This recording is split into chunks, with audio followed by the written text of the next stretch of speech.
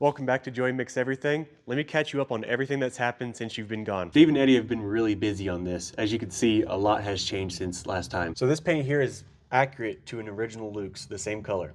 These grease lines that feed into the torsion bar housings all converge into one centralized point for ease of maintenance. So on the outside, the guys got all these surfaces machined in parallel with each other so that everything lines up. And back here, we're just trying on some of the hubs and unfinished wheels just to see how it fits. The hatches have been completed too. So here on the Aufbau, the guys finished these driver and radio man's vision ports. Currently, all the accessories are being test fitted. So the guys have been working on these armored air intake caps, as well as the frames for the wire mesh that goes over these air intakes. They've also been working on the tow cable retainers. And we just got these new hubs from Panzerfarm. Luke's on the trailer, headed for the machine shop. And always pet your local fabricator. It's good luck. And now the Luchs is back from the machine shop. In the next shot, you'll see an original Luchs steel piece sitting exactly where it belongs on the build. That's an original Luchs steel piece. These are newly fabricated parts for the vision ports, and these vision ports are built to match the original layout. Eddie is laying down the red base coat. This is about as empty as you're ever going to see it. In future videos, we'll be putting everything back into the tank. After this, it gets crowded fast. These are the new keyhole covers. They're small parts, but nothing about them is simple. You're matching original dimensions, original placement, and how it would have been made, not just how it looks. We like to have fun while we're working. You kind of have to, when you're this deep into a build. But when it comes to the tank, the details are exact. This is original interior color. Red base coat first, then the same finish it would have left the factory with. So Tad, what do you got going on over here?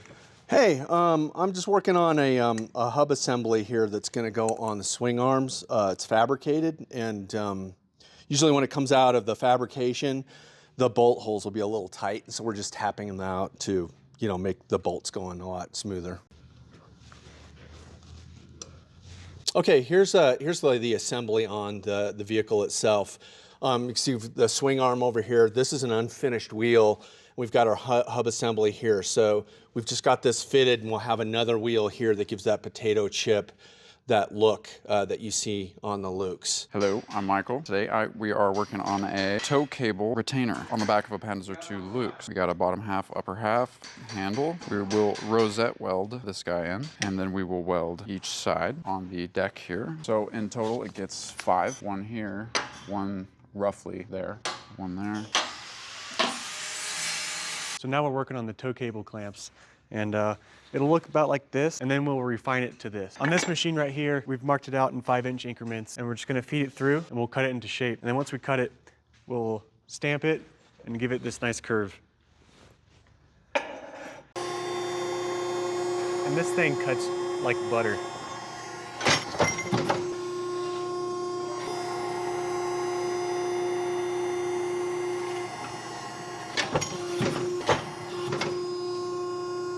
Beautiful.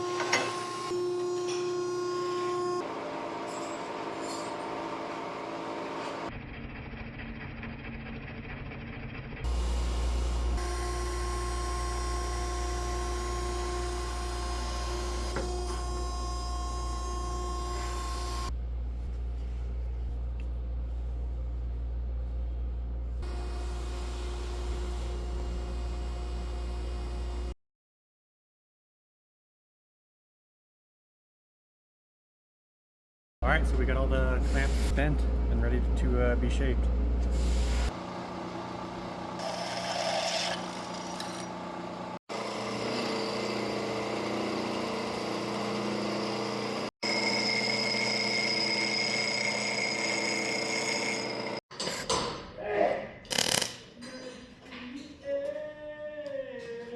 So super rare original Luchs part, Panzer II Luchs.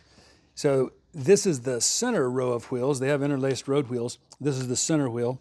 So it's the front wheel and the back wheel right before it goes into the idler, coming off the tail, or going into the drive sprocket, which is up the front. So this is the wheel we're working on right now to reproduce. We've had these hubs made, which you've seen, made by Panzerfarm. Took us a while to get them developed and have them produced, and so they're wonderful, wonderful pieces. But now we got to add this part, And that's the part that we're working on now. So it's just a conical shape, and then there'll be 3 dents. So like there's a ridge, and then a dent, and then a dent, and then a ridge. So it happens 3 times. The backside, you perhaps can see, is good. So some of this stuff is battle damage. You can see there's some holes in it.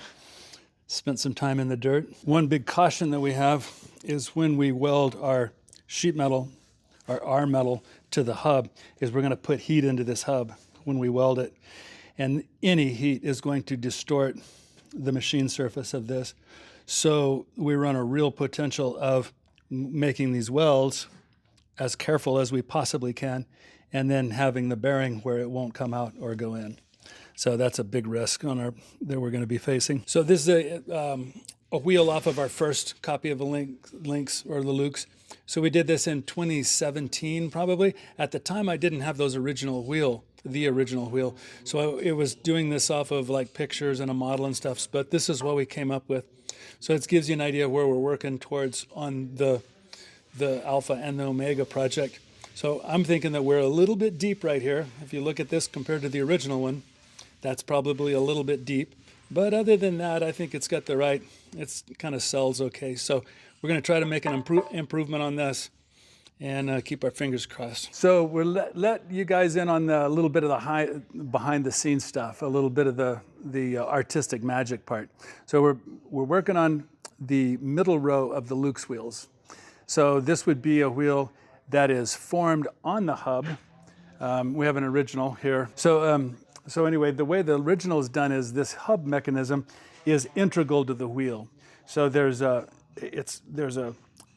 conical shaped wheel here on both sides, and then to give it strength, and it's extruded where it attaches to the hub. Kind of has 3 big waves. Again, you can see this on our first version, on version 1.0 Luchs. And you'll be able to see the little 3. Also on the original, you'll see the extrusions. So what we've got to do is force a cone. Basically, we're going to make a hubcap so that when you walk up to this Luchs and you look at it, you're not going to be able to tell that it's not constructed in the way that the originals were. We could construct it the way the originals were, but it would take untold amounts of money and untold amounts of time. So in interest of reproducing a vehicle in a reasonable time for only a crap load of money instead of a double crap load of money, we have to take these workarounds. So what we're working on here is trying to calculate just by good old-fashioned ways, like what shape of the sheet metal we'll have to cut so that we can force that sheet metal up into a cone and have it conform to the look of the original. So basically we're going to try to make this thing out of sheet metal, and then it will have 3 dents that we will later press into it, and it should look like the original then. But when we go pressing here, we're going to have to put some pieces behind it, or when we press the lows into it, we'll just press the whole thing down. Okay. There's got to be something underneath it that'll hold that high point up so that then we can press down into the low, come up high, down low, up high, you see? So for making the template and all, we had marked these lines in here, as you can see the black marks in here, off of here. And then we have a black mark on the side of the inside ring. So those are our target marks. So when we were doing the template, we could lay it in there and it would be at this level around and get the cone shape and all. It was a little bit tedious in it.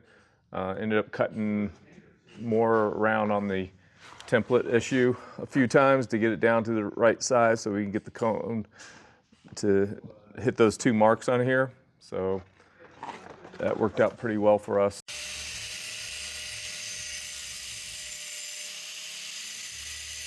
Thank you for watching my video with Panzerfabrik, and I'll see you next time.